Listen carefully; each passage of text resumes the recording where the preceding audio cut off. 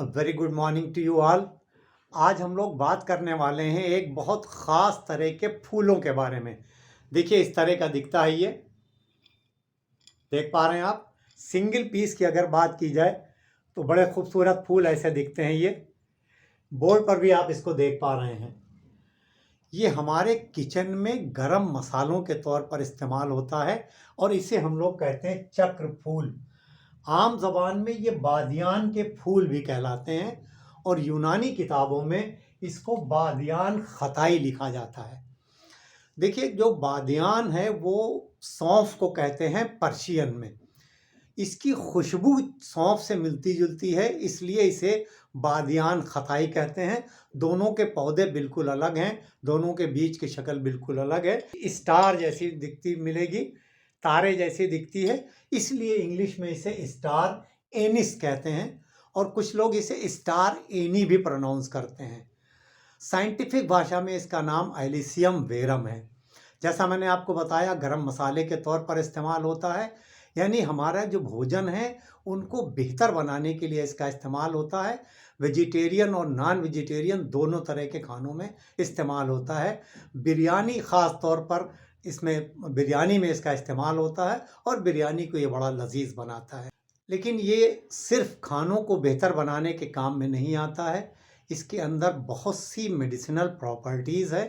तो आज हम लोग ये जानेंगे कि चक्र फूल को हम लोग दवाई के तौर पर कैसे इस्तेमाल कर सकते हैं, अपनी सेहत को कैसे बेहतर रख सकते हैं, किन किन बीमारियों से हम अपने आप को बचा सकते हैं, कैसे इस्तेमाल करना है, कितना इस्तेमाल करना है और किसको इस्तेमाल नहीं करना है। तो आइए फ़ौरन वीडियो शुरू करते हैं। चक्र फूल या स्टार एनिस के फ़ायदों के बारे में बात करने से पहले जल्दी से अगर इसकी न्यूट्रिशनल वैल्यू को समझ लें। देखिए छोटे से इस दिखने वाले मसाले में तीनों तरह के मैक्रोन्यूट्रिएंट यानी कार्बोहाइड्रेट, फैट और प्रोटीन वो पाए जाते हैं। फाइबर भी बहुत अच्छा है। कई तरह के मिनरल्स हैं इसमें, iron, calcium, magnesium, manganese, potassium, zinc, ये सारे हैं। इसके अलावा विटामिन्स भी कई हैं। विटामिन ए और सी है।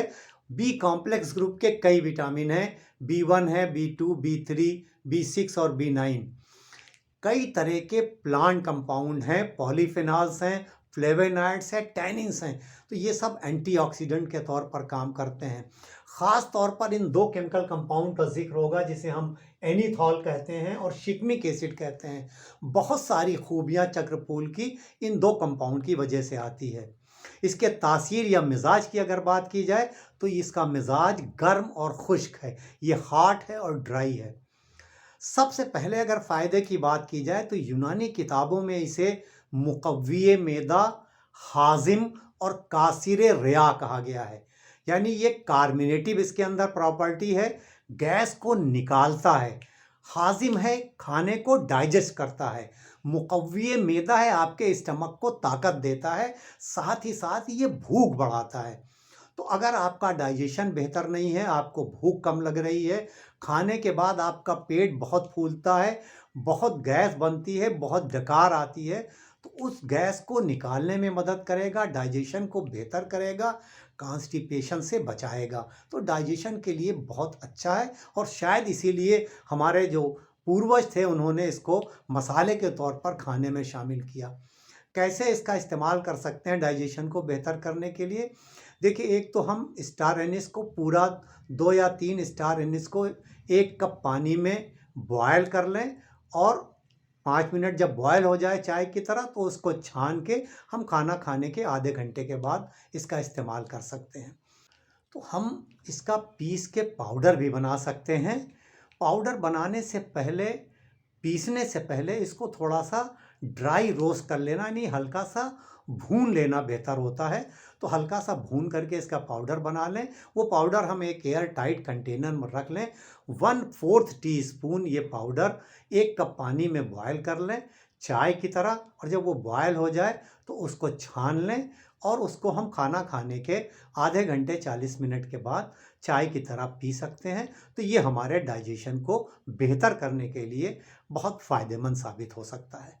चक्रफूल में जो केमिकल कंपाउंड्स पाए जाते हैं उसकी वजह से इसके अंदर बहुत ताकतवर एंटीबैक्टीरियल, एंटी फंगल और एंटी वायरल प्रॉपर्टीज़ पाई जाती हैं। और यही वजह है कि जो सीजनल फ्लू होते हैं उसमें इसका बहुत फ़ायदा होता है। तो अगर आपको बार बार मौसम बदलने के साथ साथ नज़ला, ज़ुकाम, खांसी, गले में खराश या जिन लोगों की सांस फूलती है, उनके लिए इसकी चाय बनाकर पीना काफ़ी फ़ायदेमंद साबित हो सकता है। उसी तरह से इस्तेमाल कर सकते हैं। हम 2 से 3 स्टार एनिस 1 कप पानी में बॉयल कर लें, उसके बाद उसको छान लें और चाय की तरह 2 बार सुबह और शाम को इस्तेमाल किया जा सकता है। या इसका जो पाउडर हमने बनाया था उसका भी इस्तेमाल हो सकता है। 1/4 टीस्पून 1 कप पानी में बॉयल करके और छान के और उसको भी चाय की तरह हम पी सकते हैं। और बेहतर करने के लिए इसको हम लोग क्या कर सकते हैं कि स्टार एनिस और हल्दी दोनों बराबर मात्रा में पीस के रख लें। हल्दी ऑर्गेनिक हो और घर में पीसी गई हो, बाज़ार से पाउडर ना लाया गया हो।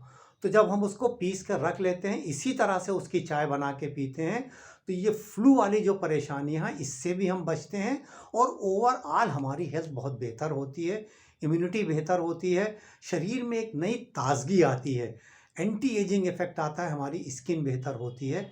तो हम स्टार एनिस का फ़ायदा सीजनल फ्लू में उठा सकते हैं। ये जो एंटी फंगल एंटी बैक्टीरियल और एंटी वायरल प्रॉपर्टी है, इसकी वजह से ये हमारी स्किन के लिए भी बहुत बेहतर है। ख़ास तौर पर ये जो सिग्मिक एसिड है, ये जो पुरानी डेड स्किन है उसको हटा के नई स्किन लाने में मदद करता है। तो अगर आपको एक्ने, पिंपल्स हो रहे हैं, आप स्किन पे आपके दाग धब्बे हैं, झुर्रियाँ हैं, तो उसमें भी हम स्टार एनिस का इस्तेमाल कर सकते हैं। उसी तरह से हम उसको चाय उसकी पी सकते हैं या 1/4 टीस्पून वो पाउडर हम दही में या और किसी चीज़ में डाल के भी खा सकते हैं। और ये जो पाउडर स्टार एनिस वाला है उसको हम लेप बनाकर उसको अपने चेहरे पर लगा भी सकते हैं। और बेहतर करने के लिए इसको हम क्या कर सकते हैं कि हम बराबर मात्रा में सिनेमन यानी दालचीनी और स्टार एनिस दोनों को पीस कर उसका पाउडर बना लें और इसकी चाय भी पी जा सकती है और इसे स्किन पर लगाया भी जा सकता है। लेकिन लगाने से पहले देखिए एक पैच टेस्ट करना ज़रूरी होता है। अगर आपको किसी तरह की कोई एलर्जी लगती है तो आपको नहीं लगाना है, बहुत ज़्यादा नहीं लगाना है, हफ्ते में 2 से 3 बार इसको लगाया जा सकता है। इसके अंदर एंटी इन्फ्लेमेटरी प्रॉपर्टीज़ पाई जाती हैं, तो ये जो आपके शरीर में दर्द हो रही है जोड़ों में या कहीं भी, उसमें भी इसकी चाय से फ़ायदा उठाया जा सकता है। चक्रफूल का बराबर इस्तेमाल आपकी हार्ट के लिए भी बेहतर है, कई तरह के कैंसर से बचाने में मदद कर सकता है। पुरुषों के लिए भी इसका ख़ास फ़ायदा है, उनकी सेक्सुअल हेल्थ को बेहतर करता है। वो महिलाएं जिनका पीरियड ठीक से नहीं होता है या उसमें बहुत दर्द होता है, क्रैम्प्स होते हैं, उसमें भी इसकी चाय से फ़ायदा उठाया जा सकता है।